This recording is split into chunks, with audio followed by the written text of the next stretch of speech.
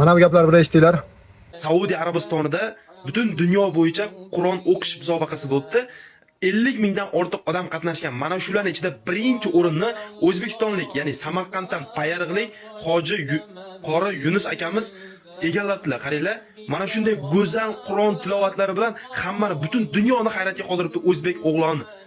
Ko'ryapsizlar do'stlar, наконец-то yana bir marta tez dunyoga takasat qildik.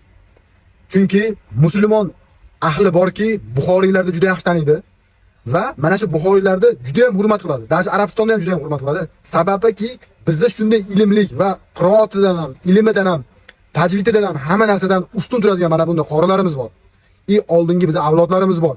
Mana shuni isboti bugun kelib yana mana shunday din tomonlama va yana mana shu Arabistonga turib birinchilik olganligiga Alloh rozi bo'lsin. Mana shu qoridan men juda ham xursand bo'ldim va bizni bu yutuqimiz do'stlar. Mana shu yutuqlarni biz hammaga tarqatib tashlaylik do'stlar. Like deb bosasizlar, poddesh qilasizlar. Mana shunday insonlarga albatta like bosish va bunday videolar tarqatishlik albatta savob ham bo'ladi do'stlar. Sog' bo'linglar, salomat bo'linglar.